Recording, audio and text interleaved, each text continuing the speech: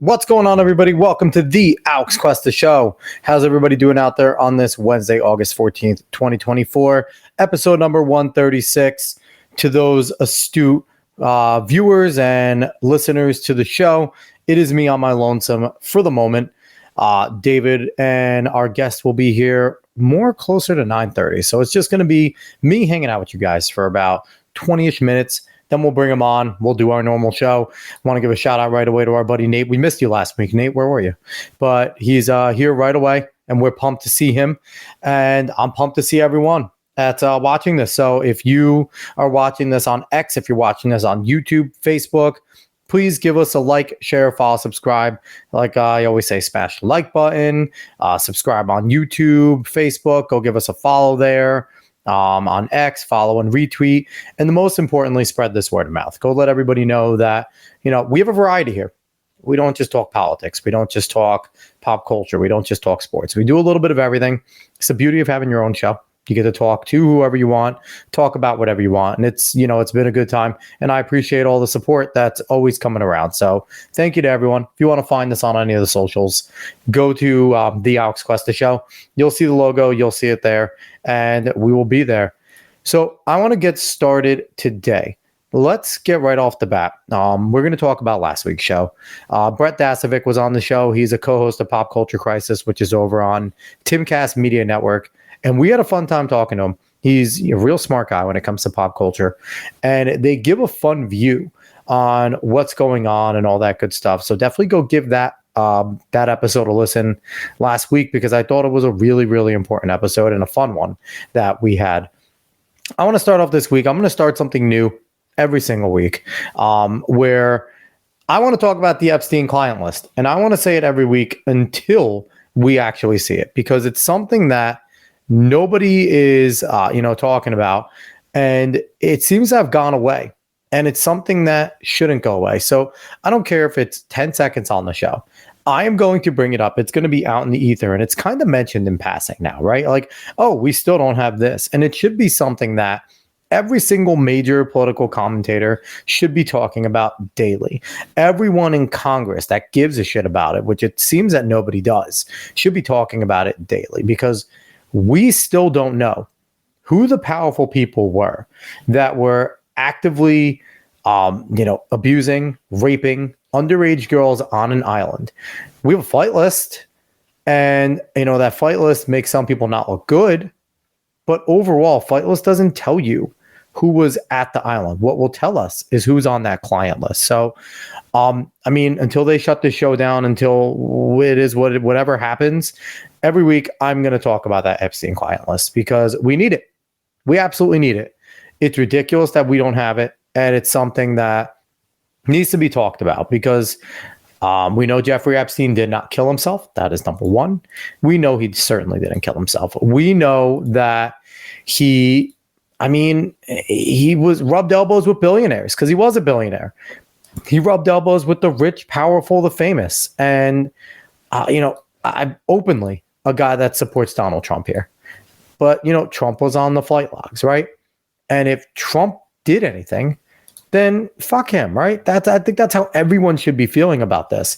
When it comes to little kids, when it comes to little girls, when it comes to things like that, it's wood chipper, right? That's kind of what we always talk about. It's wood chipper. So, this should be a no-brainer. And I'm calling on anyone that is in the space of like podcasters. I don't care if you're conservative, if you're liberal, you should not care about this. That shouldn't be a policy thing. We shouldn't be worried about what side you're on when it comes to something this important. So I'm going to ring the bell about the Epstein client list every single week. And maybe I'll bring it up with my guests and we'll get their opinions on it, because it should be something that we should be absolutely hammering. And if nothing happens from this show at all, if Dave and I, no one ever talks about us, but they mention like, hey, they were on a streak of however many episodes of mentioning the Epstein client list, and they got shut down for it. I don't care what it is, or if it brings some change, we need to talk about it. It needs to stop being an afterthought. It needs to stop being something they swept under the rug, because the fact that it's not something that's brought up all the time just makes me that much more curious as to who and why was on it. similar to the Trump assassination attempt, right? They don't bring it up anymore. So Nate, AOL acting up again. No, Dave just was not going to be home until right around 9:30ish. So it's not AOL acting up again. It's not his internet connection. And Nate also comes back in. Media already trying to memory hold the Trump assassination. Americans are like goldfish. That's correct. We move on to the next big thing. The next big thing was Biden dropping out, and then Kamala stepping up and being told that she's a candidate. And we do harp on the fact that the leftists just say, oh yeah, cool, Kamala, yeah, we're going to accept Kamala. And it's like, why? It's difficult to understand because I see people that I've respected in my life and they're all over social media now, all of a sudden, all about Kamala. And these people didn't give a shit about her. Don't get me wrong. I saw some people making like positive comments, whatever. She was like knocked around in the media and things like that. But nobody cared about her. Nobody thought she was a viable candidate because she isn't. She isn't. And I think that, we're going to talk to our guest about what the Trump campaign strategy should be from here on out. That's going to be one of the topics. But it needs to shift to policy, because the more Trump talks about policy, the more it's going to force Kamala to talk about policy. And then it's going to show that she has none and that it's very warped. And as much as we love the culture war here, and I like getting into it. I think the culture war is important. I think right now, with how bad we are as a country, Trump needs to slam down all those traditional topics: the economy, the border, foreign policy, all the things that Kamala has a no record or a terrible record on. And also, crime and punishment, justice, because in terms of what the leftist space is looking for, she's actually an awful choice. So that's where we need to go. So one topic I want to jump into before we bring our guests in. It's something that I've been thinking about making a video about, but now that I have the opportunity to just come in here and talk about it before our guests jump in, I'm going to. One of the things that I want to talk about is one of the main talking points that we hear nowadays, and this is from leftists, this is people on the right, middle, is we have never been a more divided country. This country has never been more divided. And I look around and it's like, I guess everyone has an opinion now, right? And social media makes that possible, that everyone can sit there and put their opinions out there, whether it's good or bad. Most of it's misinformed garbage. And a lot of people are headline hunters. And I'll give the advice of don't argue with everyone on the internet. It's just a waste of time. You're not going to change their opinions, but you see it, right? You see a lot of that on social media. People that everybody has a political opinion now and they can put it out there, where before that wasn't the case. And I really think that's where we're getting this "we're so divided now" mentality, because we're not. We're not more divided than we ever have been. This country's always been divided. There's always been degeneracy. There's always been leftism. There's always been people on the right and conservatives and people trying to do that type of stuff, where the place that I've always fallen into, right? But there have always been your leftist wackos, and they have always been fairly prominent. It's not like they came out of nowhere. You can go back to Teddy Roosevelt. The progressive wing of the party is just that for a reason. It was kind of a lot of the inception there. And it's pretty crazy that people are just now falling into another narrative. And it's one that they're using because they don't want people to sit there and look at it and go, we've always been this way. But we've always been able to coexist. Nate jumping in there saying, been seeing the Antifada wing of the Dems starting to rage about Kamala. Yes, Nate, that's true. But one thing we need to remember about the leftists are they will rage all they want. And this is something that I hate hearing on the conservative right now. They will rage all they want, but they will vote for Kamala. There is no staying home for leftists. They understand better than anybody on the right that you need to get out there and you need to win elections. And I'm telling you right now, everyone that's banking on, oh, these people hate her so much, they're going to stay home. They're not staying home, guys. They're not. So you can't stay home. These people that are raging right now, they're going to protest, they're going to rage, but then they're going to fall in line. They all do. They're going to fall in line. So it's something that, we need to realize here on the right. And we need to understand here that the division narrative isn't real. here's what's been going on, and here's what I've seen in my life. Now I'm 35 years old, so I'm not super old, but I was raised, not raised conservative. My dad was a conservative. My mother kind of went wherever she thought was logical, but my dad raised, I heard a lot of conservative stuff. I listened to Rush Limbaugh all the time, and Fox News, when it wasn't awful, was on TV a good amount, but he never really pushed me. I was just always wanted to be there and hang out with him. So I heard it. And it definitely made me into a more conservative individual. And Dave, you're jumping in. What's up, dude? How's it going, Dave? Hello. Just getting back from work. How are things going? Good. I'm just riffing on the topic, so you could jump in whenever you want. So, being with Dad made me a more conservative individual. And Dave, I'm just talking about how I don't think there's the division narrative is bullshit now. That I think that how we're more divided than ever. I'm talking about how I think that's nonsense. And you could jump in if you want at one point. So, one of the things that I was always raised a Republican, a conservative, whatever you want to call it. And one of the things I knew growing up is it was a dirty word to be on the right. It was a dirty thing to be conservative. Growing up, you didn't openly talk as a conservative. You didn't have conversations. You kind of always just kept with the status quo, and then you would vote. And that would be your thing. You would watch what you wanted at home, read what you wanted, and you would vote and try to get them in. But you didn't talk about it in public. Maybe you argued at family tables, right? Dinner tables and holidays. Yes, you would debate. I remember, my uncle was very much on the left until Trump, and whatever reason, now he's the biggest Trump fan of all time. And thank God that he stopped being retarded. I'm happy about that. But and if you watch this, I love you. You know who I'm talking about. But it's one thing you would fight, but you wouldn't talk about it in public. It was persona non grata to talk about, especially being a conservative. If you were a leftist, boom, out in public, I have the moral high ground. But you couldn't be a conservative in public. It was every bad guy in the movie, and that's just what it was. So you didn't do it. So one thing that I think has happened is, number one, the advancement of social media and anonymity has allowed people to be more bold, right? You're anonymous. You can go out there. You can speak your mind. So we're seeing much more of the conservative memes and things like that. And the other thing is Donald Trump, what Trump did more than anything was he allowed conservatives to be conservative and made it not be a dirty thing and allowed people to finally just start speaking their mind in public. So what happened is that people started to actually debate. There started to be real things going on. That's where the division seems from. And at least that's what I see. I don't think there's more division. I think that it's just more people are willing to stand up and speak their mind. Because leftists were never used to getting pushed back on in this country.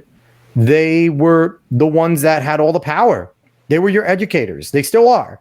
They were your major media, and they still are. They were your, pop culture icons. And a majority of them still are, even in Hollywood. They had the Friends of Abe because these fucking people were scared to speak out because they would lose their jobs. So what's happening right now is we are just able to be out here and do this. We're able to do shows like this. All the shows on the right that are out there. There are hundreds, thousands of conservative shows, podcasts. Too many for anyone to even care about, right? But they're out there and they're speaking their mind because, yes, censorship's a thing. But it is much harder now since there's so many voices out there for the leftists to really do anything. And they're trying. They're raging right now. They're going crazy. They're doing more than they ever have. Don't fall for it, people. Anyone watching this, don't fall for the division shit. They're not more divided. People are just showing their true colors now. Because, again, leftist, PC culture, politically correct. What was being politically correct? Saying whatever the leftists were saying was right at that time. And if you thought different, you were wrong. The bad guy was always Dave, growing up, right? What was always the juxtaposition? It was the city person was well put together. And that old dumb country backwards dope, right? And now as you get older, you're like, that country dude had it together. That city person was staggering in their own shit all the time. And they were a mess. So I guess where I'm getting at with this and what I'm trying to riff about is don't fall for the trick that we're more divided. Don't agree with it. I can't stand when I hear conservative people. We're a more divided nation than we ever have been. No, No, Republicans are just finally speaking their mind. Conservatives are just finally speaking their mind. And it's okay. It's okay to have your own politics. It's okay for that. And the most important thing you could do right now is, outside of speaking your mind, getting involved. Because what comes with having your opinion, in which the leftists beat the shit out of us on, left and right, is yes, they're loud and proud with their fucked up views. But they also not only get the polling stations, but they get involved. They activate the youth better than anything. So if you're watching right now, if you're a 20-something, if you're in college, I wouldn't say in high school, even though they attack high schoolers. I want high schoolers to know the message, but you guys should not be as politically involved as you are. I'm sorry. But if you're in college, if you're a young kid just starting out, get moving. What the fuck are you doing if you're in college? What else do you have to do? Go help out an election. That's on during the day. Go drink later. Go help out an election. Go volunteer. Go to your polling station. Don't leave it up to old people, because you know something? The leftists aren't super old at polling stations, and they're going to be out there. So I know you hear from all the major things, go to this, go to that, but it's true. And I always preach local first. We want Trump to win. But if you don't know who your Board of Ed members are, who your mayor is, who your council is, who your sheriff is, if you don't know any of those people, then you're in trouble. More than you think. You are in trouble much more than you think. So that is my rant. That is my fun. And it is a perfect time for it, because our guest just popped in. And this is someone that I have to thank, because I'm super pumped about this. We are bringing him in right now. He is Pastor Darrell Scott. He is a friend and advisor to President Trump. Pastor Scott, what's going on, man?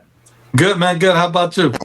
Doing fantastic. And I just have to say, I appreciate you incredibly, because we were scrambling midday today around 3:30 my time, whatever, 4 o'clock, when my guest we had scheduled for today, important and busy person in the whole fight, was like, hey, man, I got to be somewhere. I have to catch a red eye tonight. Got to be somewhere in the morning, and it's going to be, I have to leave before the start of your show. And I was like, yeah, I get it. Business is business, right? You got to do your thing. And I was just texting around, and I was like, you know what? Let me try Pastor Scott. And almost immediately, you're like, hell yeah, let's do it. So I appreciate you. How have you been, my man? I've been good, man. We're trying to survive in this country that Joe Biden and Kamala Harris have screwed up. So everybody is on we're on a day-to-day contract. I mean, day-to-day is absolutely what, we're all like, that's like the injured list, right? Like your day-to-day, you're out for the year. If Kamala gets in, we're all permanently on the IR. Like we're out for the season and maybe a career. Like we are in. When it comes to my wallet, I need Trump to get in. When it comes to our existence, we need Trump to get in. So, Pastor Scott, number one, it's nice to see you on video. Last time, the only people I could see you on video were us. Now everyone gets to see that nice professional backdrop. That looks nice. I think as opposed to David's. What do you mean? Literally a terribly painted wall. It's a professional backdrop. What are you talking There's about? nothing there, Dave. We're podcasters, and you have nothing there. It's absolutely terrible. So, man, David, what's up with that, man? You got to put something back there. I know. I have to put something back there. I want to redo the whole office, but it's. Pastor Scott, he's a troll. Dragging the whole show down, man. You're making Alex look bad. He's a troll. He can do that himself. Because we want him to do it, the more you feed a troll, the more they're going to do it. The more we ask him to do it, the less he's going to want to. So right now, it's just like he gets the satisfaction of being told to do it. I ate an Arby's hamburger, right? It's like the best hamburger I ever had in my life. And I'm not even getting paid for this, right? The more I rave about that hamburger, the more my family refuses to eat it. Exactly. There was this one burger that they sick of hearing me talk about it, and they will not eat any of that hamburger. I have one friend. Eat one because I keep bragging about how good it is. One of our friends loves Arby's, but no one else wants to eat it. So like he can never go to Arby's. He can just never have it because we don't really want to go there most of the time. They haven't had new hamburger out, man. The hamburger is killing. I'm telling you. One of the things that annoyed me is TGI Fridays. I'm not a huge TGI Fridays person, okay? But they're pretty decent. For a little while, they had this Italian burger, and it had mozzarella sticks. It had a whole like stack. It was just straight up Italian. Like it was delicious. It had a burger, mozzie sticks, mozzarella cheese, like just stacked, and it was delicious. Can I tell you they took it off the menu? I've not been back to TGI since. Hey, man, I don't blame you. You need to go out there with a picket sign and just, force them into putting the burger back on the menu. I need to figure out a way to make this a leftist cause, because then if you show up with a Palestinian flag, they might just listen to you. Maybe we'll tell President Trump. We'll ask President Trump to put the pressure on him. I mean, that would be great. If President Trump would sit there and be like, Fridays. Trump goes on his spaces. Trump goes on his Twitter space. Just good friend, good person, Alex. He's complaining, and my buddy Pastor Scott. He brought this to my attention. Can we get this burger back? And then we released the full force of Macedonia on them. Have all the Macedonians calling up there. We'll get them. That would be amazing. That would actually be hilarious. And then maybe we'll find out. Then we'll see if we have to boycott TGI, because if they're like anti-MAGA, then boom, we would expose them. Since you said that, let me tell you a funny story. One of my funny Trump stories. This was all the way back in 2015, right? Mm-hmm. And it was when I was first getting out there with him on the trail. And we were in Detroit for an event. And we were in the motorcade. He was candidate Trump then. Yeah. And we were in the motorcade. Yep. And we were riding, and we rolled by, and it was a guy out on the street with one of those grills cut in half. Because we were riding through the hood going to Ben Carson's family home that he grew up in. And he had one of those, how they cut the barrels in half and make a grill? Yeah. Yep. So a guy's out there with the barbecue, and the smell came into the car. So Trump was like, "What's that over there?" We said, "Man, the guy's selling barbecue." He said, "You think it's any good?" I said, "Heck yeah, that's the best street barbecue." Absolutely. So he said, "You think we should stop and get some?" So I said, "Hey, man, we got a motorcade, police protection. We got 50 cars. We got the whole street block. We can't do it." He said, "No, that's all right. I got food coming to the plane anyway." So I'm like, man. So he finishes the stuff. We go to the airport, and Trump Force One is parked out there. And go up, he's got the gold seatbelt buckles, and it's just the most opulent plane. I always told him, I said, Air Force One doesn't compare to Trump Force One. So while we're there, he says, "Oh, man, the food is here." And the guy's smiling, and I'm thinking, man, this billionaire, wonder what we're going to have to eat. Like, did they fly the salmon in straight from Norway? Is it a pheasant under glass? This is a billionaire. What we going to have? And he came up with the tray, and it was like 20 Big Macs, 10 quarter pounders of cheese, 2 fries. What I was like, and he was genuinely smiling about this McDonald's food there, man. I was like, this guy here, I knew I liked him for a reason. Yeah, that was like when the national champs went to the White House. It was Clemson when Clemson won, Clemson, and he had all the Big Macs and everything for him there. How does McDonald's not endorse this man? That is the question. Watch this. At the White House in 2018, there was the election night party for the midterms. Mm-hmm. And so, it was a select group of people in there, because on one side he said, "I'm going to take you over here where the killers are." And I go over there, and it's some of the richest people in America were there. I mean, Sheldon Adelson was there, and he was, he owns the, was that the Venetian I think so. In Vegas, the Venetian Hotel, and Ike Perlmutter, the CEO of Marvel Entertainment, was there, and Nelson Peltz was there. The head of Procter & Gamble. I mean, he said, "These the killer." Everybody at that table. I asked him. I said, "Man, how much money is sitting at this table?" And he put his nose up in the air, and he came down and said, "About $50 billion." So anyway, so he had the spread out. He had an opulent spread for them over there at the White House. It's the carved roast beef and all that good stuff. Yeah. But on the other side, it was burgers, fries, and pizza.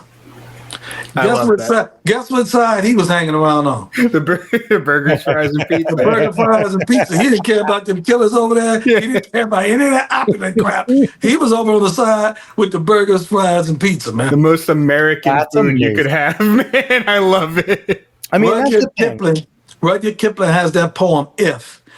And the seminal line of that is, "If you can walk with kings and keep the common touch."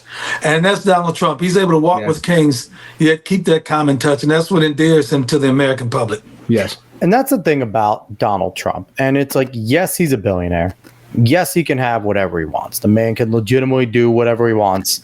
And you know what? He does live an opulent life, and that's okay, right? Because that's where the money gets you. But at the end of the day, you know, where they always talk about who would you want to sit down and have a beer with in politics? I mean, man, Trump just seems like that guy that you do want. Like, he's funny, number one, and I'd rather go play around the golf with him because I like golf. So it's like, for me, drinking some beers, playing some golf, that would be a good time. And like, Trump seems like that guy that you would want to do that with, because you wouldn't just sit there. The best way to put it, I wouldn't tiptoe if I was around Trump playing with him, making fun of his shot. You know what I mean? Like, he just seems like a guy that could take that. Like, you're not going to sit there and worry about him getting all pissy and using his status after. Like, if he's a heckler too, so he's going to heckle you. He'll get back at you. Those people have that TikTok where they heckle golfers. That would be amazing for them if they heckled Trump while he was doing a round. One time he was on the golf course, right? It was him, Lawrence Taylor, and O.J. Anderson, right? And this was, I mean, these are golf buddies of his. Mm-hmm. Yeah. Which is, you know, and I'm gonna be honest. Let me take a little sidebar real quick. I was kind of mad that time because, you know, I said to him, I said, man, these guys know you aren't a racist. You've been golfing with them for years. Mm-hmm. This was after the presidency. This was like 2021 or something. Yeah. And they were just some buddies out on the golf course together. And because he put me on the phone with LT and with OJ, and I was like, they know you're not a racist. Why don't they go out there? They could go out there and vouch for you. But you know what? It didn't buy. He said, that's all right. He said, they want to protect their brand. I understand. And that's the kind of friend he is, man. Mm-hmm. But here's the thing. When I called him, what I did, I called him on his phone, right? And he answered. He said, "You know what? I was about to take about to do my swing, and you called. I was in the lead, but now I'm probably gonna lose because of you." You know, I kind of see where they're coming from, though, because look what happened to Herschel Walker, right? Herschel Walker obviously tried to enter into the political sphere outside of just talking about it, but the man's been dragged. They made up every single thing about him.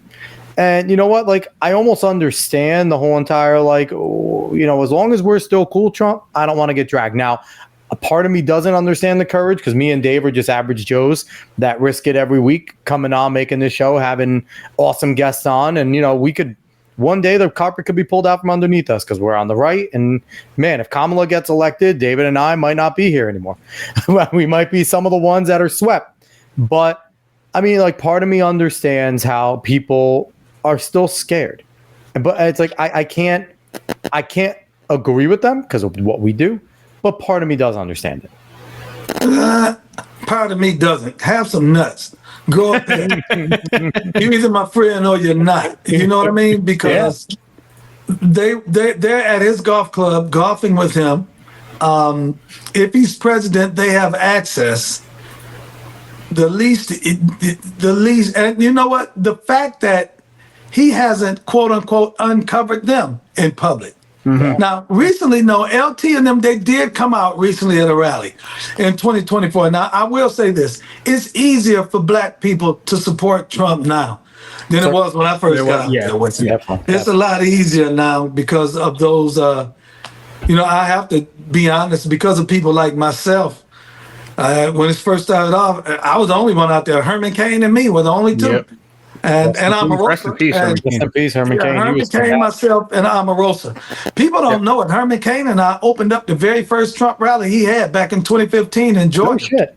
Yeah, we opened it up. You'd have thought you'd call this guy racist. Two black dudes opened up his very first rally. You know they don't care about that. But no, you listen. You're not black no more. You're just you're lowercase black. You're not uppercase black. Yeah, you're not politically black. So it don't matter, right? Like, I mean, it's crazy. Yeah, now it's easier now though. Lawrence Taylor and them did appear at a rally and support him, and I appreciate that. So I'm not gonna hold anything against. At that time, I was salty with him, but once again, it's easier now to support him then because you know why? He has a track record now. You know, 4 years under the Trump presidency, we weren't all rounded up and shipped back to Africa. We weren't put back. They didn't put you back in chains. We didn't get back put on a plantation. We weren't whipped and beat. We weren't lynched and abused. All of the horror stories that they fed the black community. In the 2016 campaign, they looked up and say, well, hey, wait a minute. This guy's not bad after all. In fact, wait a minute. Can make more money. He's good. He's a good president. And you know what else? He's likable. We like it. Yeah, we want to talk to him. When he talks to us, he doesn't pander to us, and he doesn't try to talk down to us, and he doesn't change his vernacular. And I mean, that's the one thing that's unique about Trump, and all candidates do that shit, right? They go to the South, they'll try and have a little twang. They try and be a little surfer. Trump is Trump. And it's incredible to just watch him wherever he goes, just be himself, because we're so used to politicians being these snakes, right? And that's the thing about Trump. He's not a politician. He's a businessman, but not a politician. There's a fine line between those two. Yeah, he's doing it on his own terms, and I appreciate that about him. And you know what? I always say this: America needs to enjoy him while we have him. Because this time period in American history is going to be a lot kinder to him than the present is. Yes. Because we're going to look back on him, and he's going to be everybody. He not only wants to make America great again. Trump made America fun again. Yeah. He made America exciting again. He made us get up every morning and be like, "Hey, what's this guy going to say today?"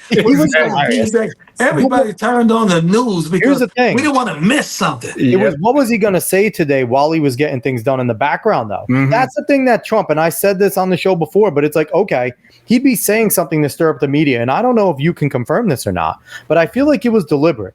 Where when Trump was working on the Abraham Accords, on getting things done in North Korea, all this foreign stuff that he was doing, foreign policy stuff, I feel like he was saying what he was saying to get the media looking here while he was getting things done here. Just so, because if they truly were on what was going on with the Abraham Accords, they would have turned it around and tried to demonize it. If they knew the positive conversations that he was truly having with Kim Jong-un about, the little rocket man after that, they publicized that because he did that publicly. But then, him going to North Korea and crossing the DMZ happened fairly quick. It wasn't like this was a thing where they made it a big deal for a month. And within like 2 weeks, he was there. A week, he was there. Like, we're going, it's happening, we're there. So was that kind of something that the Trump group, like yourselves, kind of said, like, hey, keep these idiots looking here while we get the real work done here? Yeah, and one thing about him, he's a media master. Yes. I mean, that's what he does, and he knows how to work the media. But here's another thing about President Trump. He plays his cards pretty close to the vest. He does. And when I say that, it's what you said. He's well-versed in the art of deflection. So that if he wants to conceal what's happening here, he knows how to divert your attention over there. And that's what I believe he did in each of those instances that you referenced. Because he didn't want... He kept it pretty hush-hush until it was time. He didn't let the cat out the bag. So I want to jump into our topics, because as much as I just like talking and hearing, I could listen to your stories with Trump all day, which is, again, I feel blessed to have someone like you that's willing to jump on, someone who is so close to Trump, that is just so cool and down to earth, and just kind of shows, and I hope people are watching show this example of the type of people that Trump keeps around the sphere. Like, we had Simona Mangiate Papadopoulos on, and we could see just the type of people, because George obviously was around that sphere, and we eventually want to have George on the show, but we just got to see the type of people. Simona was a sweetheart. She's a wonderful woman and was so fun to talk to. And now, obviously we had you on before, and just to see the type of people he keeps around him, as opposed to Kamala and her gang and what they're trying to do. So right now, it seems like they're treating Kamala like 80-year-old Joe Biden, because where the hell is she? The thing is, nobody knows where she is. Nobody knows what she's doing. How do you think? Now, here's two things I think they're trying to do, and I'm going to lay this out, and you tell me what you think. Number one, they're trying the basement strategy again, because it worked really well. Right. And number two, they're also trying to Obama her at the same time. Look at the Time magazine cover. Look at all this positive press. They are really trying to prop her up as bringing joy, good, this positive person, this joy, this down to earth, middle America mom type figure. Like they do the Kamala, they're saying brat. They're trying to make her all. So it seems like they're doing everything they did with Obama as a junior senator. No, we didn't know shit about Obama. He was a junior senator that was a community strategist or a community planner, whatever he was, over in the community planner. So he had no record. Kamala barely has a record outside of Biden's record and her being a shitty prosecutor. But it's like they're doing it again in the media while telling her to keep her mouth shut, which is the difference. Obama was out there talking a bunch. Kamala sucks at that. So it looks like they're trying to do a blend of the Biden basement while letting the media do their thing. Am I on or off with that? What do you think about No, you're spot on. I said that myself, that she's trying to do the basement strategy. And you know what? When I listened to him, President Trump, on with Elon Musk a couple of days ago, I said to myself, there's no way on God's green earth that Kamala Harris would be able to have a conversation 2.5 hours on that range of topics with anyone, and with unscripted, extemporaneously. She couldn't do that. There's no way. She's not knowledgeable enough on foreign policy, on domestic policy, on the economy, on the stock market, on climate change. She's fossil fuels, electric energy, AI. She's not knowledgeable enough to be able to have a dialogue on this. So I know she would have played it off and been laughing and try to say some sassy to get a laugh to try to divert from her lack of knowledge regarding those different topics. And like you said, they want her to come out, smile, wave at the crowd, and do a bunch of one-liners and throw that black sassiness in there. If you want to talk something, say it to my face. You know, they don't even realize she's walking in a stereotypical attitude, and she's actually being a caricature of black women when she does that type of stuff. You know, like I'm talking tough and I'm being smart and sassy because I'm a black woman, and black women got big mouths and we don't take no shit and we talking smack, and that's what it is. I'm telling you. And so when she comes out, Donald Trump, if you got something to say it to my face. Then he turns around, okay, let's debate on the 4th. Oh no, I'm not doing it. I thought you just said say it to your face. And they treat black people and all their demographics outside of white people like they're stupid, right? Like now all of a sudden out of nowhere, Kamala starts trying to quote unquote talk black. And anyone that's a part of any culture can tell when someone has not been in that culture for a long time. Kamala has not been engulfed in any sort of black culture for a long time, obviously. She's been in Washington. She's been in just the ritzy, nose in the air type of culture. And she's been that person. And we've heard she doesn't speak this way. This is not the person she is. She's not authentic at all. But watch this. The Democrats are trying to black shame black Americans and say, you need to vote for her. How can you not vote for her? And she's black. She ain't that black. How can she not marry a black man if she's so black? And not pick a black VP. So hold up. I get to say this stuff. I get to say this that you can't say out loud. If you so black, if I have to have racial loyalty to you, if I have to have racial loyalty to the black woman, why doesn't the black woman have to have racial loyalty to a black man? Yeah, absolutely. And the thing is too, like, and then she picks an old white dude as her VP. So if she's so committed to the cause, why doesn't she at least pick a black man? Thank you. To be a VP. Like, if that is so important, if we're being told that the fact that she's a black woman is important, then okay, if it's that important, let's make it important. Let's get a viable person to be the VP, because what you're saying is, what she's saying is, if something happens to me, I want this old white dude to run the country. I think he's the best person. Right. So and that's honestly what the VP is. It is the safeguard. If something happens to me, they don't do much outside of be ready to grab the football if it gets fumbled. But I believe that this would be the most competent person to pick up the mantle and get the baton and keep it going. That's what she's saying. That out of everybody in America, this is the most competent person she could find. Yep. And it's bizarre. So But all black people are supposed to vote for her because she's black. We're supposed to support her because she's black. However, she doesn't have to reciprocate. No. And here's the problem here. Why? Charlemagne the God might be the worst person on the planet right now. The biggest. Because how do you sit there? No, but I'm talking about how, black folk just being told to fall in line, right? This man on his show was told by an old ass white dude that if you don't vote for him, I'm taking your black card. How can you, as a person that, obviously Charlemagne prides himself on being black and being a voice for black people in the Breakfast Club and things like that. How can you sit there, be told by a person who, is apparently supposed to, not be the guy you want? At least give yourself donkey today after that. I mean, come on, do something. He deserves it. But it's like, and then all of a sudden here, I guarantee he's going to give Kamala a spot or two coming up. And you know what? Where's the spot for Trump? I'm bound to tell you this much. Guys like Charlemagne, I have to say this right. No, you don't have the podcast. Say what you want, man. I'm telling you what I know from experience. It's something about certain black people that talk all that smack, and then they get in front of some white folks and punk out.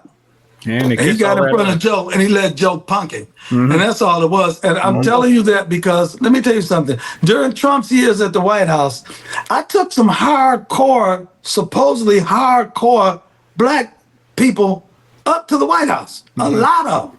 I'm talking about, they let me bring guys up like common guys that I knew were hard from the streets, man. And like the one guy was a barber, and another guy is an influencer. He has a huge YouTube following and all of that. They talk all that black stuff. And barbers are the original influencers, right? I took them up there.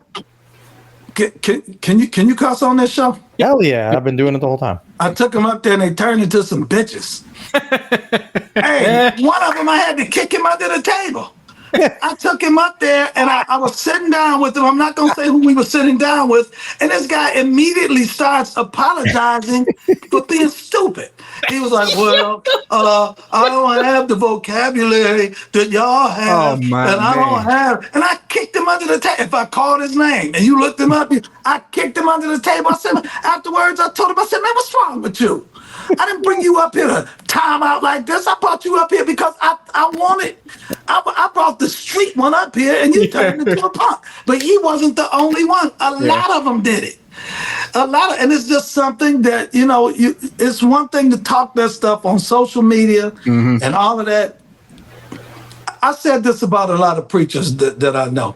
I said, there's one thing when you're standing up in your church and you've got a captive audience. You're the major domo there. You have a microphone. You've got a captive audience. You've got security. You've got deacons and elders right there. And you're the preacher. And you stand there and you quote the scriptures. No weapon formed against me can prosper. I can do all things through Christ. There's with God, nothing's impossible. I said, there's one thing standing up in church saying that stuff.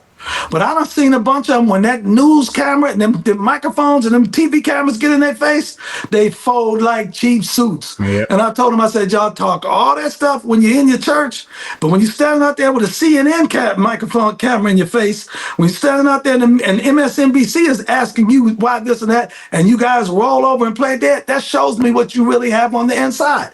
Yeah. And a lot of people that talk tough aren't tough. Yeah. And here's the thing I'll say to them. Don't go on CNN. Don't go on MSNBC. Go on a podcast like this. Go on a podcast with, not even kidding. You know what? Well, here's the thing. And I'll tell them this. If they're leftist, if they have leftist views, go on a conservative podcast. Because you know what? They'll let you speak your mind. They'll disagree with you. Yeah. But they will let you speak your mind. And then they will give you the opportunity to tell them why you're right. And they will tell you why they think they're right. As opposed to CNN and MSNBC, where if you said the wrong thing, we've seen it before. These anchors, they get incredulous. And it doesn't. And they start trying to debate. Instead of being anchors, they start trying to debate their guests and trying to sit there. And of course, they have the producers in their ear giving them facts, like say this to them, say that to them, and fact check this.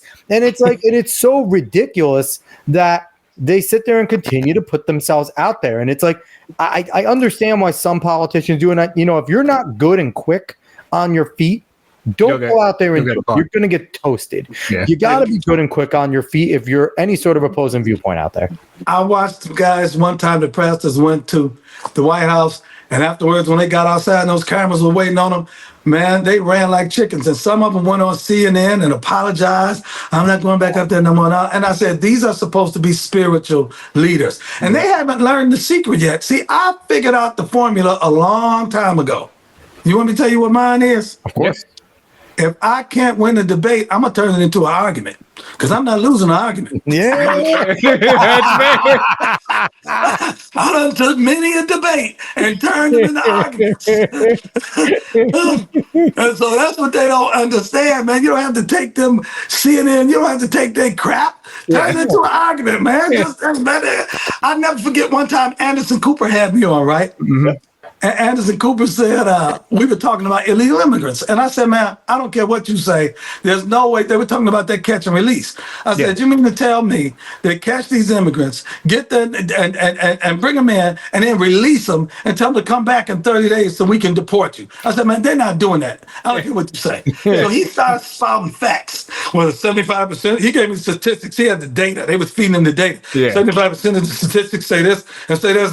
So I said, man, well, where you get those statistics from? Yeah. He said, well, we got them from the DOJ. I said, you know what? He said, well, I said, the DOJ is wrong. And of course, the DOJ is going to give you those good statistics. I don't care what the DOJ say. Exactly. I don't care what the facts say. Ain't no way nobody's getting arrested, released, and told to come back so we can deport you. And they come back on him. I don't give a damn what you, the DOJ, anybody else says. And he went off with that. I love and that. That's just common sense. That's common sense. That's just not. And then I would just sit there. See, in that situation, I would just look at Anderson and be like, I know you ain't that stupid. There's a lot of people on your network that are stupid, Anderson. You are not that stupid. Get that producer out your ear for a second and level with me. Would you come back? That's it there. And just look at it. Would you go back? And if he says yes, on CNN, just be like, cut this out. You're full of shit. And then just leave. Because that would be, number one, it'd be viral and hilarious. But number two, here's the thing. I don't think Anderson Cooper's a stupid guy. I think he's cerebral. No, he's not. Evil. I think he's cerebral. I think he's evil sometimes. He knows what he's doing, and he knows it's wrong. But out of the people on there, there's some real morons on there. He is not a dumb guy. He knows what he's doing. That makes it worse, though. I wish he was stupid, because then I wouldn't be convinced he was evil. But now I am convinced he's evil. He comes across as this baseline. I want to be this real journalist. And he tries to play it cool sometimes, but he's not. Well, the thing is, what he's doing with the way things have been pushed so far into the left and so far into the wacky world of going against common sense, even though Anderson is cerebral, even though he is smart, he's still exposing himself because just of how out of just basic common sense of what, like you said, if you're going to get caught and then you're going to be let go, you're not going to go back and be like, I'm ready to go back to Mexico. I'm ready to go back to Mexico. Let me go back to Venezuela where they're going to fucking shoot me on site. Exactly. Let me do that, bro. Do that. No, it's insane. And you know what the thing is, there's guys like Jake Tapper that still have some semblance of credibility, because out of everyone, he's one of the rare guys that I have seen. Every once in a while, we'll sit there and look at something and be like, yeah, that's stupid, guys. Even on his own team, he'll look like, I can't defend this. And as much as he doesn't push back against it, I can semi-respect taking the chance there as an anchor, but they suck. Yeah, you're right. Well, I remember once I was on, and this was in 2016. It was during the RNC. Mm-hmm. And they want to nail me down as me again. It was always be 1 against 5. It was me against Don Lemon, Bakari Sellers, and a couple other ones, right? Mm-hmm. And so it came down to, well, what's Donald Trump going to do about this? Huh? What's Donald Trump going to do about this? What's Donald Trump going to do about that? I said, man, I don't know what the hell he's going to do. I don't know everything Donald Trump is going to do. I said, what? Do you know everything Hillary is going to do? Yeah. Well, do you know everything Hillary's going to do? Well, do you know everything Hillary's going to do? No, I don't. Okay, shut the hell up. If you don't know everything you're going to do, how the hell I know what Donald Trump going to do? Wait till they get president. We'll find out what they're going to do. And it went off with that. But I wasn't going to be stupid enough well, Donald Trump's going to do this. Donald Trump's going to, man, I don't know what he's going to do. Do you know what she's going to do? No. Okay, shut up then. So one of the plays that the leftists are playing out right now, and Kamala's playing out right now, it's the dumbest fucking thing I've ever seen. They're trying to call everything weird. And it's like, I don't understand. Like, I guess maybe someone was sitting there. I guess someone was sitting there. Middle school, really. Well, someone was sitting there looking and going, listen, we truly think the people of the United States are retarded. So let's treat them that way. Let's give them something so baseline that even these idiots can understand. And they're just using weird. And the one thing that I think that the Trump campaign has done a good job so far, and I think JD Vance has actually done a pretty good job, is just don't fall for it. Don't go back. Don't say, well, they're weird because of this. Just sit there and go, whatever, I'm weird, man. That's fine. But I'm worried about the economy. I'm worried about the border. Just turn it back to what people care about and not fall into the weird thing. Not say, well, they're weird because they support trans people. Because you know what? That doesn't mean anything to most people. We're online. We're on X. That means something to us. Most people, they're like, I don't give a fuck about trans people. I want to feed my family. I want to make a better paycheck. I want to put gas in my car and not have me cost my paycheck, right? So I think that, and they've been doing a good job just not stooping down to the weird thing, and tell Cat Turd and some of those other dumbasses to stop doing it too. Because I'm tired of some of them that are just like, their whole brand is Trump, and they are scared that that he may lose, so they are lashing out. And sometimes they're good. And any of those guys, if you listen and you're saying that you're thinking I'm an asshole, come on the show and talk to me, because you guys are doing it wrong, and you're not helping Trump sometimes. Yeah, we don't need loud. I mean, if they want to get into a weird contest, they lose. But then you wound up leaving the deer to chase the rabbit. Yeah. I mean, when I heard the doggone Tim Walz drank horse semen, I was like, you know what? It made my stomach churn just thinking about that. And I'm like, you know what? I'm not going to lie to you. I was like, wait a minute. When I first heard it, I was like, can we be honest on this show? Yeah. Yes. When I first heard it, I was like, what he did? Blew a horse? I mean, I didn't know. But are you surprised with these leftist weirdos? I had to read up on it and find out I did, because I'm like, what the hell is it? What are they talking about? It's maybe that's a good nickname for him, like Goo Waltz. Goo Waltz. No, look it up. Why do we call him Goo? Goo, what up, Goo Goo? Just call him Goo Goo. But no, it's honestly, it's one of those things that the memes were fine when it was 2016, 2015. It was a new thing. Yeah. People were searching for them now. Don't search for them. Let them be organic, number one. Number two, that's not where it is. Right now, people really are feeling it. You don't have to go to jokes. The jokes tell themselves. When you're sitting there and you're trying to talk policy, and Kamala can't, she doesn't have one on anything, and she has no record to defend, that's where you have to hit her. At least Biden had a history, right? He had a history of being a senator, good or bad. So at least he had things to fall back on with his base. Kamala doesn't have anything. Waltz doesn't have anything positive, really. So it's like her only thing is, I am a black woman. Yep. And that is not, if that was a qualification for presidency of the United States, then doggone it, we got a whole lot of qualified candidates that's much blacker than you. Yes, 100%. That could do it. And it seems like that's what her position is. Vote for me because we are trying to make history. A woman and a black woman, and that's all. And that's when Trump turns around and goes, listen, my policies will help you too. I don't care about your skin color, your race, or your sex. I'm trying to help you as well. So proud of you that you're a black woman. I'll help you out as well if you vote for me. And the thing is, you know what kind of upset me? Like when they tried to sandbag him at the National Association of Black Journalists, right? Yeah. There's no, and what they did was try to bring up some old crap or whatever, right? Mm-hmm. But there's no way that they would have had Kamala Harris come out there and they say to her, well, Vice President Harris, back in the 2020 debates, you accused Joe Biden of being a racist. And then you turned around and accepted the vice presidency. Yep. Do you think he's still a racist? And why did you think he was? They would never ask her that question. Or in the early 2010s, when you were the prosecutor, you put away more black people for minor drug offenses than any prosecutor around at the time. What do you have to say for that? Like, they would never put in for that. No. They would never got on there trying to talk that homegirl crap with her. Oh my God. Yeah. They would have gone up there and gave her like the big hugs and, oh girl, how you doing? There'd have been sister girl up there. Yeah. And it's like, they might have all started twerking or something. Oh my God. They would have brought Megan Thee Stallion out there. Can you teach us all, Megan? They'd have been sitting up twerking and Harris Faulkner would have been sitting there looking because she don't know how.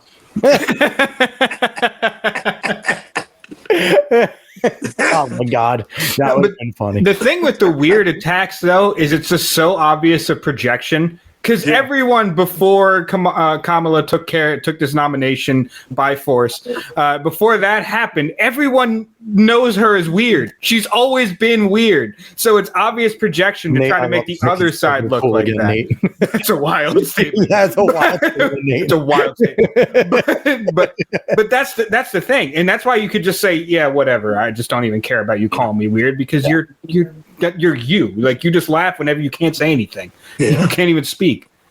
That's got to be a drinking game. I'm going to start it right here. Every time Kamala cackles at the debate, you got to take a shot. I don't want to. You'll be drunk before halftime. Yeah. Remember they were talking about the fake code blacks during COVID? Well, you would have the code black in every single hospital, because you'd have a bunch of people getting their stomach pumps from that. Mm-hmm. You know, they would not have enough nurses and doctors for all the shots people would have to be taken. It would be awful. So let's jump into real quick. We touched on the fact that Trump and Elon had a 2-hour-long conversation. Yep. Just about everything. And one of the things that, Pastor Scott, you're a pastor, right? An honest man can talk about the things that he believes and he says, honestly, every single time, almost exactly every time, right? Yeah. And what do we hear from Donald Trump?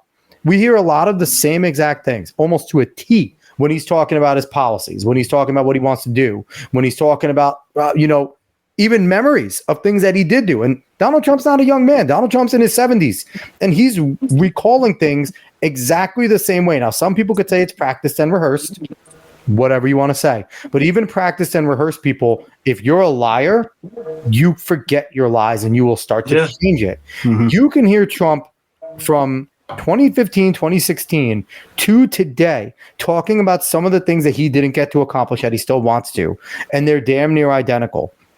And, listening to Elon and Trump, as a Trump supporter, I didn't hear much new out of him, right?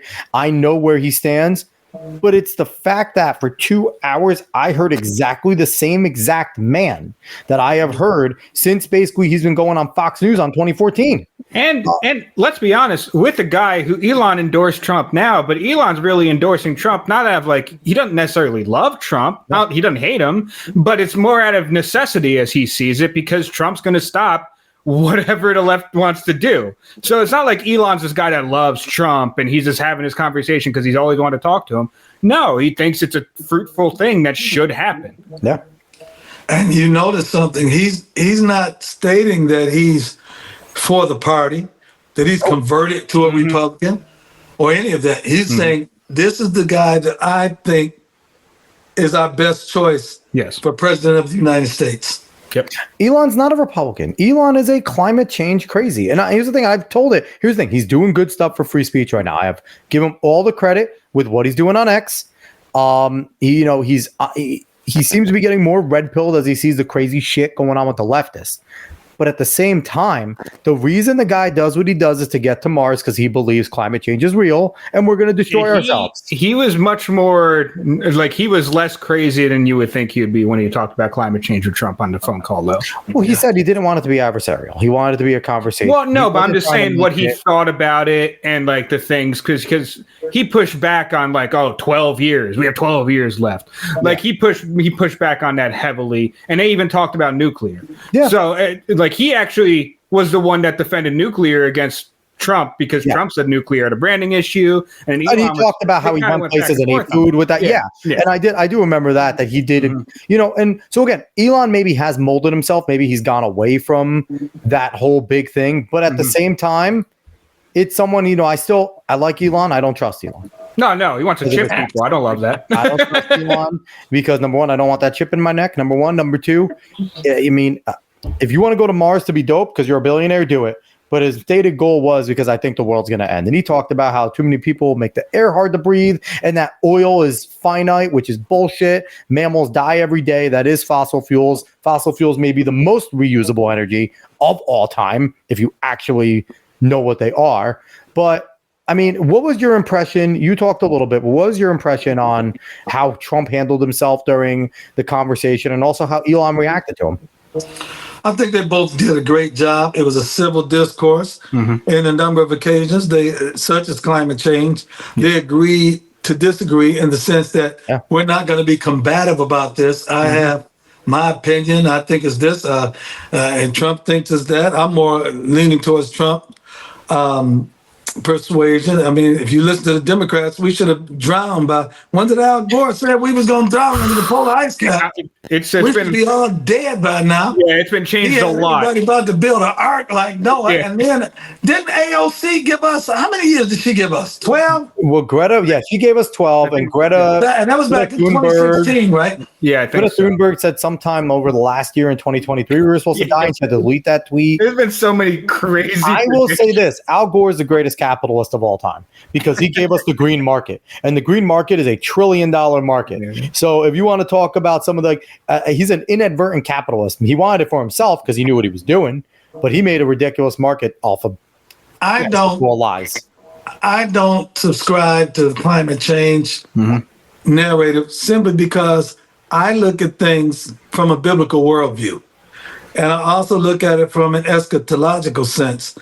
And I look at scripture as the ultimate truth. And there are several scriptures. It says, while the earth remains, the seed time and harvest, day and night, summer and winter shall not cease. And so I look at things like that. Then I look at it from an eschatological sense. And I know that in end time says, God is not going to let this world deteriorate to the point where it's uninhabitable. The Bible says one generation passes away, another generation comes, but the earth abides forever. Yeah. And so I don't believe in the quote unquote destruction of the earth. The earth is going to be destroyed and mankind is going to be wiped out because that would do away with God's original intent for man. So that's my view. I look at it from that standpoint. So maybe my outlook is a little more optimistic than it's a lot more people that are looking at it from simply a naturalistic standpoint. Yeah. And I mean, when you look at things from faith, right? And I think that's why people are scared of you and people like yourself, because by far faith is the most difficult thing to have in the world. To have a firm belief and a firm conviction in something that is not necessarily tangible. It's also difficult to stamp out. And that's what they want to do. And that's, exactly. So someone like you that is not only, derived in scripture, like really that's where you base yourself from, but is also not afraid to be a real human. You're the biggest threat because you're not just somebody that's sitting there just people get like weirded out by people that are just like every other word's a Bible verse because I'm so pious and I'm so this. It's like, no, you understand the Bible. You're a scholar, you're a researcher of the Bible, a theologian, but you're a real person and you understand real stuff. You're not afraid to curse every once in a while. You're not afraid to be real. And I think that more religious people need to be that way. I find too many people that find God are just now pious. And I need to and there can be both. God made us with choice. God made us human. He knows what we are. He knows what we are going to be. He knows before we're going to be it. So just be you. And a lot of times people shy away because they think that this conduct or this manner of living is unreachable for them. We used to have a saying in the church. They would say, don't be so heavenly minded that you're no earthly good. Yep. And that's what a lot of people are. They're so heavenly minded and they present a facade that seems unattainable. And when you think it's something that you can't attain to, you either won't attempt to do it or you get frustrated with it. And I don't think it's a proper presentation. No, I always found the best way, if you want to try and bring someone into the church, the best way is not to start quoting scripture at them. Like that doesn't necessarily help. The best way is to just kind of be like, oh, I heard that on my sermon the other day, something similar to what you're talking about. Like, it's pretty cool. Come check it out one time. Just walk away. That's it. Leave it at that. Don't start sitting there and going, I read this and verse that. They're going to be like, I don't want to pick up that book. But if you could sit there and start talking about, my preacher had a sermon that was pretty dope the other day. What did it talk about? It talked about X, Y, and Z. It doesn't sound super religious. No, it just tied back to it. It was kind of more of a great story, a good sermon. And you get people interested in wanting to come out and hear things like, what's about it, and that would be, for me, that's the best way to get some people interested in the church. Yeah. And, when Trump was coming out and we had all the evangelicals for Trump and different things even came to my church, all you heard the Democrats screaming was, there should be separation of church and state. Now these black preachers are preaching Kamala Harris from the pulpit. Yep. And but it wasn't the right complaining about separation of church and state. It was the left. And they were just saying it. In other words, they were saying, don't let a politician in your church while they have their while they didn't mind politicians coming into their churches. So it's a lot of hypocrisy on the left. They got Al Sharpton and It's Jesse hypocrisy Jackson. everywhere, but it's much more hypocrisy on the left. Al Sharpton and Jesse Jackson have been their dolls forever, and you're going to tell me no separate? Get out of here! Like that. You can't make up this stuff. But let me tell you something. About Jesse Jackson. Isn't even something in the Constitution. Let me tell you something about Jesse Jackson. In 2015 or 16, do you know what Jesse Jackson told me? He said, "You stay over there with Donald Trump. You support him. It's good for you to be over there with him, because in case he wins, we need somebody over there representing us." Jesse told me that. And him and Trump have been friends for years. And you know what? Here's one thing I admire about Trump. Trump isn't like me in certain respects. Jesse Jackson got on TV and called Trump a racist. And then Jesse Jackson called Trump in private and apologized for it. He said, "Man, I know you're not a racist. I'm sorry I did that." Because they've been friends for a long time. And you know the one thing Trump didn't do that I would have did? Trump didn't out him. Yep. Trump didn't out him for saying that. Yep. He recounted that one time. He was doing an interview. And he said, "A guy I know has been friends of mine for a long time called me a racist. Then he apologized for it in private and all that." And I knew who he was talking about because I was familiar with the story. And what a lot of people don't know is Jesse Jackson called up to the White House on a regular basis to talk to Trump from 2016 to 2020. It's not surprising. It's not surprising. And it's a thing that like people point out all the time that we don't have like the insider knowledge of it, but it's just like everyone loved Trump before he started running for president. Like everyone loved Trump in some form or fashion. He was everywhere. He was in everything because people just liked him. He had charisma. So everyone really liked him. And then he starts running for president and all of a sudden he's the worst guy in the world. Al Sharpton. Trump knows him very well, right? So Al Sharpton and I had a debate. We were debating on MSNBC one time when they were opening up that Civil Rights Museum. Yep. And he and I were on TV debating. So afterwards, I was in the Oval Office like the next day, and I told Trump, I said, I had a debate on there with Al yesterday. He said, "What was y'all debating about?" I said, "We was talking about you." He was talking all this crap. And, and I said, "That's so." And like I said, in a lot of cases, Trump is a better man than me. Because when he said that, he didn't say one bad thing about Al. You know what he said to me? He said, "You know what? Al and I have been friends for a long time." Said he used to come around a lot and he would come up to the tower and he'd talk about, and that was it. He didn't say one bad thing about him. If that had been me, I'd have been like that fat so-and-so said what? And I would have started telling every bad thing I knew about him, but he didn't do that. All he said was, "You know what? Al and I have been friends for a long time." And he used to come around a lot. I mean, I guess we're not as friends anymore. And he let it go at that. Yeah. And I thought that was a very noble quality that he had. Because, oftentimes what somebody says behind your back speaks a lot louder than what people say in your face. Absolutely. And he didn't say one derogatory thing about him. And it was just me and him. He could have ripped Al to shreds and I would have sat there and agreed with him. And all he said was he and I were friends for a long time. He used to come around a lot. But I guess we're not as friends as we used to be anymore. And he let it go at that, man. I thought that was a noble quality from him. I would love to see the Mar-a-Lago guest list.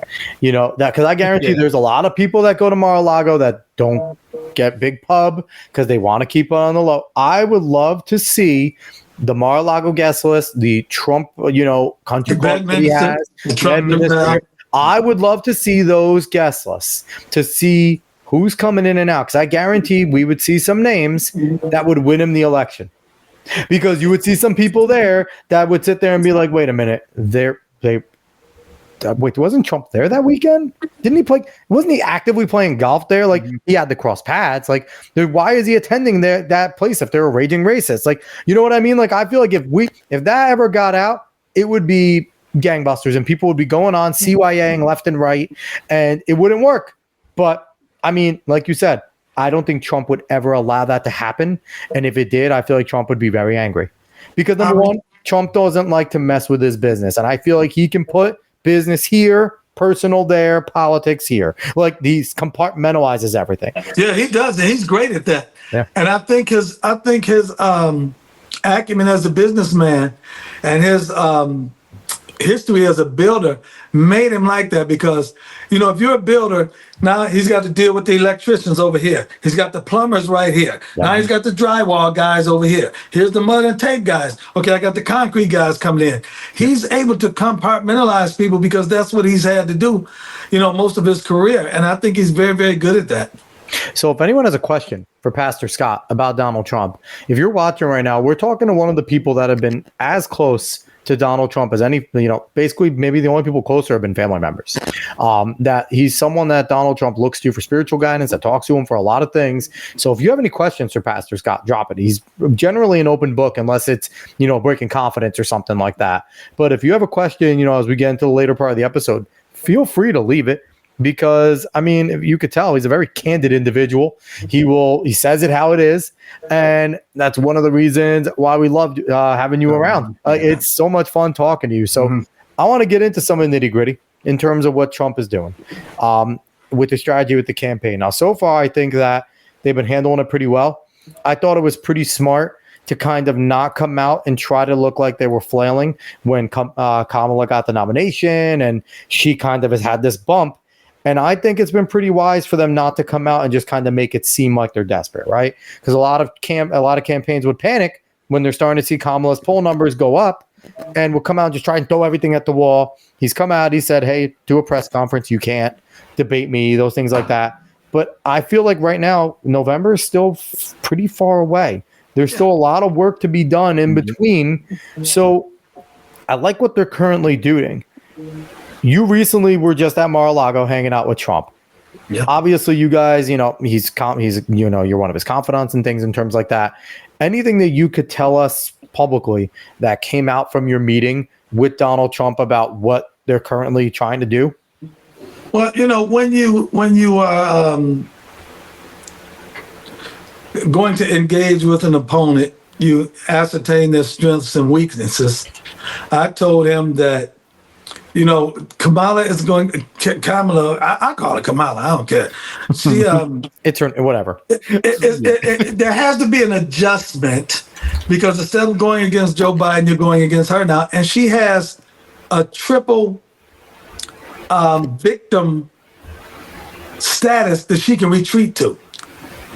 If he calls a certain way on her, she can play the race card. If he becomes a little overbearing and what they perceive to be aggressive, she can play the misogyny card.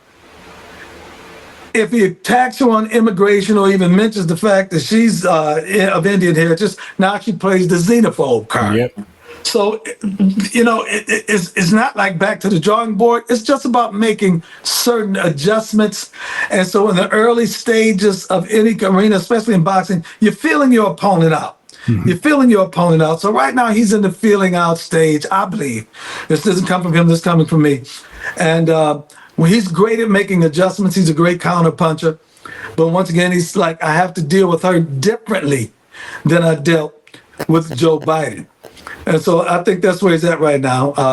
And he's looking forward to debating her. And so in debating, once again, you have to ascertain someone's strengths, weaknesses, and put together what you think is going to be the best game plan.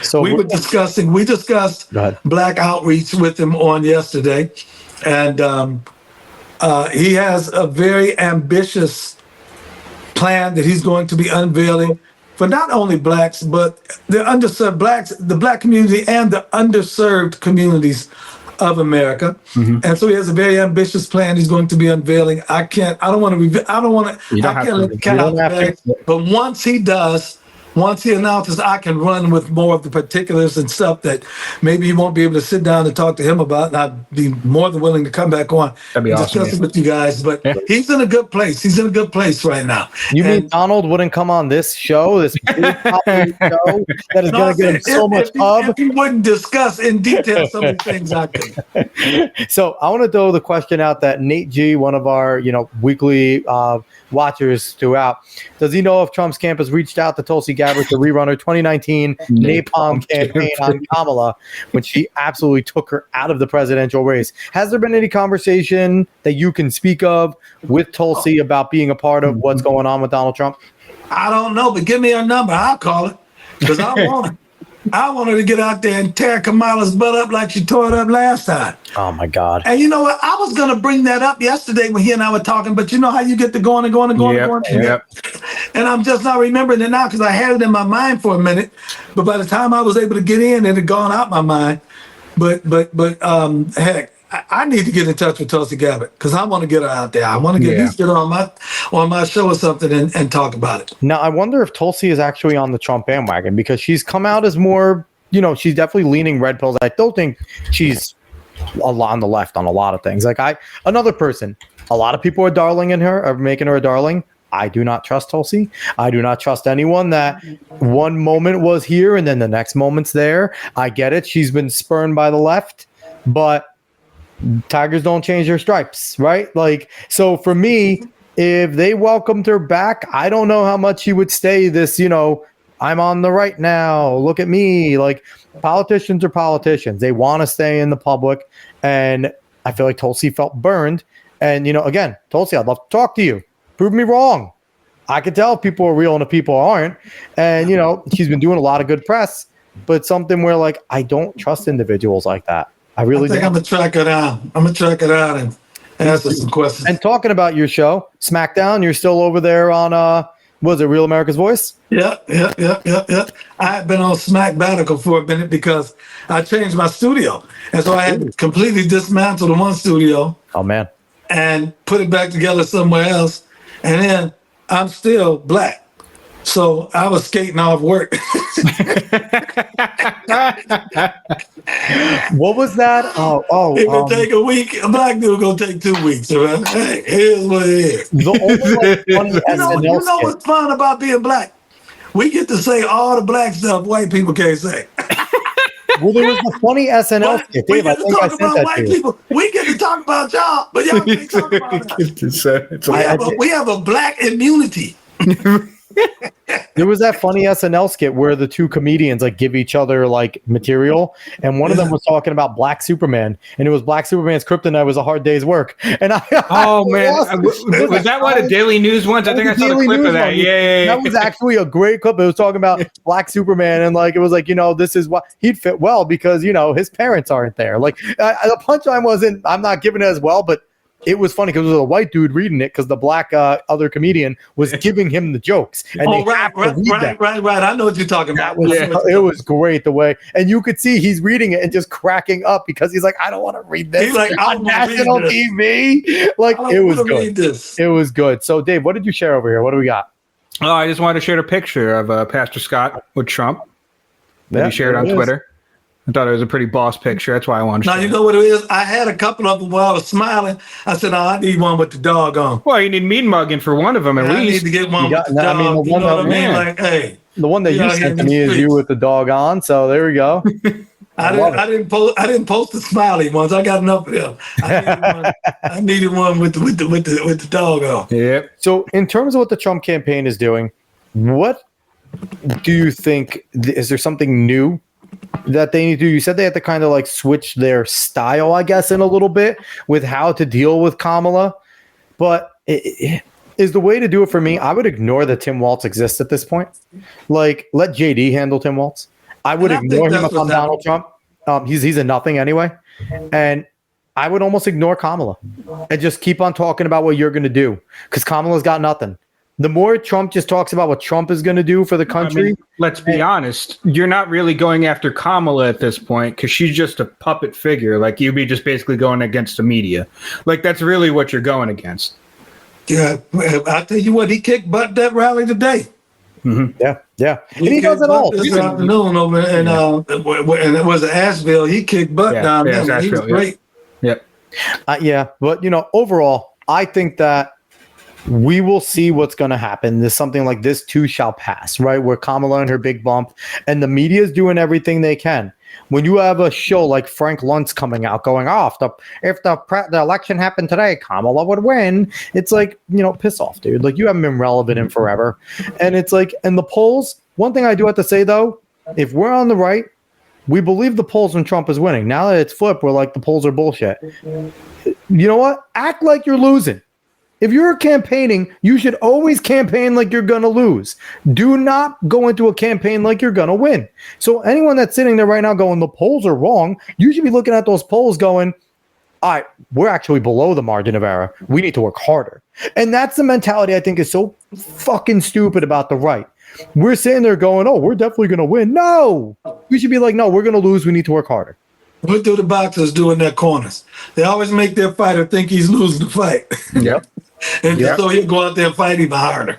Exactly. And I think that's the way Trump attacks it. And I think that's the way more conservatives need to attack it. We need to stop looking at this like Kamala's an easy win or this and that. No, there is no such thing as an easy win in politics. He won the first election by 44,000, lost the second one, I think, by like 14. It's, you know, in terms of like the numbers wise for like the electoral college. So it's like, we need to go in here and start thinking that we're losing. And if you're watching right now, you need to get activated.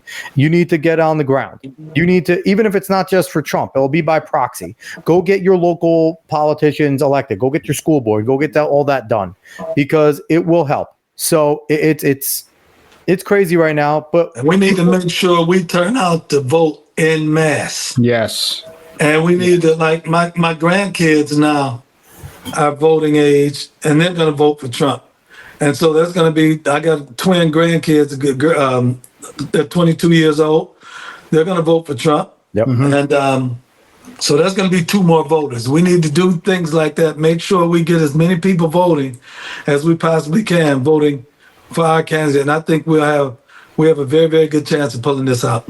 Hell yeah. I think we can do it, but I just think we need to stay focused. So, yes. And also I think if we continue to have voices like yours in Trump's ear and voices like yours on the air, which you need to get your ass back on the air quick. We need it on the air. We need you there. Semi-retirement. Stop it. Man, listen. Stop it. I'm 9 years older than I was in 2015. That's a fair You look point. 9 years younger though, man. That good hair dye. Keep it up. Go keep up the Trump's hair guy. And listen, the only reason you're friends with Trump is so you can deal with his hair guy. We know. It's a lot of things, man, that I could attend to stuff like that. It just be like, man, do I want to go? Or do I just sit back, watch TV and scratch? Yeah. I don't blame you. I'm 9 years old in 2015, 8 years old in 2016, and I got a little bit lazy. So I guess I got to get back in the game. I think I'm going to get back out there. In fact, he told me yesterday, I need you back out there. And so he said, put him back out there. And I got a call right there from the surrogate and said, listen, Trump said for us to start booking you here. So I got to do it now.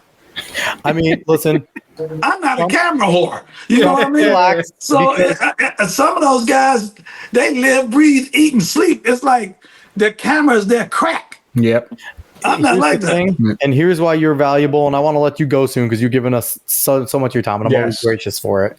But the reason why you're valuable out there is because unlike a lot of his surrogates, you're not practiced. You're not this polished dude. We could tell who you are. We could tell you're real. We could tell what you're saying. You're not just saying because you believe it in your brain. You actually believe it in your heart. And you're legit. You're authentic. And and Trump needs guys like him who are authentic. Because the more authenticity you have around you, even if you're not authentic, it makes you look more authentic, right? So having authenticity around you helps by osmosis. So, I mean, I want to say that you've done enough. But here's the thing. Communists never stop, right? Marxists never stop. They're never tired. They are never tired. So we cannot get tired. So, I got to do more. Dave has to do something. And he got to get that background together first. he can't even do that. About him doing anything else.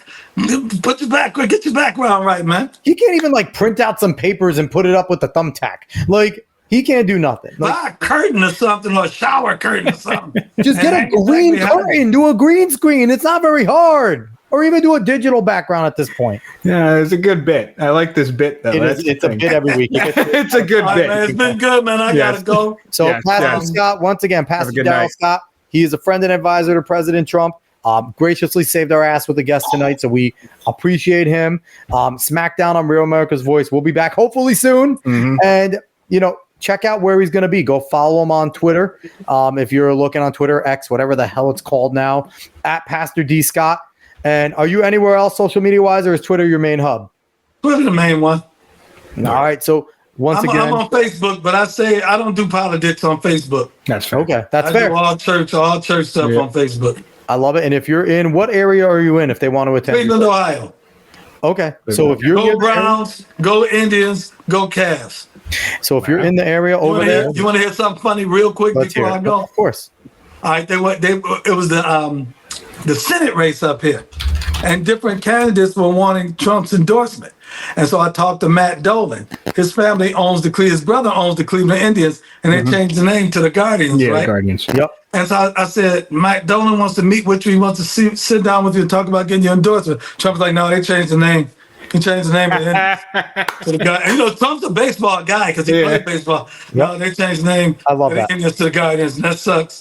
And I said, but he didn't do it. No. Yeah, man, no. He didn't even meet with the guy. I love it. Oh, last thing before we let you go, Robert Downey Jr. as Dr. Doom. What's your reaction?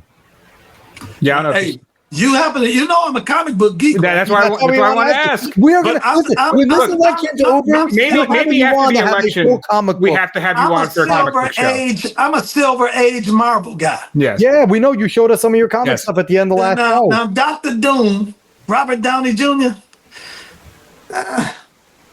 he's a good actor. Yeah. Fantastic actor. So he might be a good Dr. Doom. But he's Iron Man. Yeah, but didn't Iron Man die?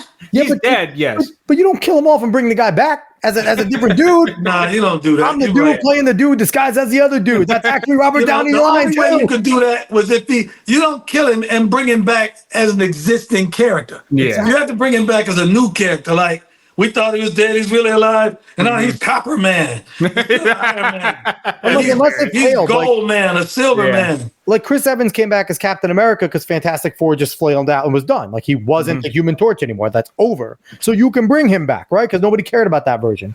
We want Tony back as Iron Man. We want him back. Who would be a good Iron? Who would be a good Dr. Doom? Who do you think? I mean, the one that played in Fantastic Four was fine. Well, I've seen some names thrown out like Viggo Mortensen, Cillian Murphy, which I think Cillian Murphy might. Cillian Murphy would do a good job. I don't know. He doesn't look Dr. Doomish though. He doesn't Even look though you Dr. have the Doomish. mask on. Yeah, well, that's the thing. I mean, he can have the mask off a little bit, but I would rather him do that as Victor Von Doom. But when he actually has the stuff on, just put the mask on. But he's got to put a little muscle on. What kind of Victor Von voice Doom are wasn't you? small. What kind should Dr. Doom have a Darth Vaderish voice or what? Because the mask is gonna alter his voice. What kind of voice should he have? It was always deep and just domineering. Like it has to be a bit intimidating. But also, like his voice has to have a tinge of intelligence. Like it has, like if you could show that in your voice, you have to be able to do Yeah, because the original Dr. Doom was the counterpart to Reed Richards. Yes, yeah, exactly. And so he was supposed to be the two most brilliant guys in the world. Yes. Yeah, Yes, and he's incredibly powerful, an incredible villain, and it's a desperation move by Marvel putting Robert Downey as Dr. Doom, which is unfortunate. Jackie Chan should be Dr. Doom. Yes, Nate. I'm trying to think though. Who do you guys think would be a good one? I like Viggo Mortensen. Honestly, Vigo's a good one. Viggo Mortensen's a good one. I think he would be a good one. I think he would be. David said that. I think he would be. Viggo He's probably my Mortensen would be lead a candidate. I mean, or go get a relative unknown. Yeah. What have happened to getting some good unknowns that you know are good actors, and let's make them, right? Like that was always like a fun thing that. And the thing is, get some relative so many people go back to the Dredd movies. I can't remember the name of the actor, but he kept the mask on the whole time because that's what Judge Dredd is. Wasn't that Sly Stallone? Wasn't he Judge Dredd? No, that's another Dredd movie. Oh, okay. Yeah. But that's the thing with Dr. Doom. You can go and get an unknown. Just put him in the mask the whole time. Yeah. He gets a good performance. You don't need an origin story from him. Just make him be the villain. But he gives a good performance. He's automatically skyrocketing. You don't need to have his mask off. I don't necessarily care about Doom with his mask off. I'm not going to lie to you. He's much cooler with it on. Dr. Doom, one of the seminal series in Fantastic Four was that time when he had got a hold of the Silver Surfer surfboard. Remember that? Did you ever read those? Oh yeah, because I'm a Silver Surfer fan. It's my favorite hero. Yeah, and we never knew it, man. Those Silver Age Marvels will have you on the edge of your seat. They were amazing. And, the Galactus trilogy. Oh my God. That was the greatest trilogy in comic book history. I'm telling you, because there's so much going on election year. Of course, we want to have you on It is multiple on my times. back. There you go. It is there. Hey, but It's watch back this, there. It's watch one of my this. favorites. I play spades a lot, right? Yeah. And when we play with the Joker Deuce in there, right? Mm-hmm. The big Joker, you know what I call the big Joker? What do you call? The ultimate nullifier. That's That's amazing. amazing. I love The it. ultimate nullifier was that little gun they pulled out to stop Galactus with. Yep. Remember, he got Johnny Storm got it from the Watcher. Yes. And then they And I tried call using it. I it. say I got the ultimate nullifier. They tried using it on Thanos when Thanos got the gauntlet, and he just said no. Okay, yeah, I'm telling you, we have to have like You're a gonna straight have up to, yes. nerd comic stream at some point. Yes. It's hard to do in an election year when the politics are such a big thing, but we have to do it at some point. I So would love either that. post-election, either post-election, we're either going to be doing we're all depressed and we need an uplifting comic book stream, or we're all pumped and we're doing a happy comic book stream. Either way, we're going to do one post-election. So, I mean, Pastor Scott, once again, thank you for your time. Thanks for having me, man. I'll be back. God bless y'all. Absolutely. God bless. Everybody go follow Pastor Scott. And, Dave, we're going to hang out for a second. Pastor Scott, have a good one, man. All right, I'm out. Have a good night. Bye. So, Dave, you weren't in for the beginning. And did you have anything that you wanted to bring up at all pre-show or anything fun? Because we appreciate everyone that watched. And, for people to understand, like I said, we appreciate Pastor Scott, an individual. He was late notice, man. He's awesome. Notice, a few hours notice, decided to jump right in. And, we always appreciate the chat. We appreciate Nate. We appreciate Smoking Jen over there leaving comments and things like that. You guys are fantastic. But, we had a guest, and I'm not going to say who it is because, he's awesome. So I've got something popped up. Important. And I will just say he's an important guy to the election right now. So he gets a pass. He's not someone that's just canceling on a whim. But I appreciate everyone there. And I kind of going to get a little bit, I guess, mushy, but to be able to have the ability to even text a guy like Pastor Scott and to have him jump on is something I never imagined I'd be able to do. And it's because we do this show, and it's because we have even the modest fan base that we have. And, the people here that we'll be back every week regardless of who's here and who isn't. But having you guys around, having the chat here makes it easier. Having people that are looking for us every single week makes it easier. And we just want to come out and continue to do the best interviews we can. Even if it's us two just being schmucks, just talking to people and talking whatever we want to talk about. So I guess thank you. Thank you to Pastor Scott. Thank you to everyone in the chat. Kind of thank you, I guess, for being around, I guess. Nah, don't thank me. Nah, you can. I don't do shit. You honestly, you can't even get things on your wall. Honestly, Nate had a great idea of doing a green screen with the white wall. Nate, I might, if he does that, I might excommunicate you from the chat. So, but no, overall, again, thank everybody. We appreciate you all. We'll be back next week. If you like what you saw today, give us, smash that like button. That always helps. Give us a subscription over there. That helps. And on X, give us a follow, repost this. And again, most importantly, word of mouth. Let everybody know where we are. Let everyone know that we are having these important conversations, that we're talking to people that are, we can't talk to many people closer to Donald Trump than Pastor Scott. And it's actually incredible that, to have something with so much insight as to, when people say sources familiar with Trump's thinking, we quite literally just got sources familiar with Donald Trump's thinking. So we're pumped. We love it. We'll be back next week. Maybe. I don't know. I don't know if I'll be around, but we might. So maybe not. We'll find out. We'll see. All right, everyone. We'll be back sometime. Maybe. Bye.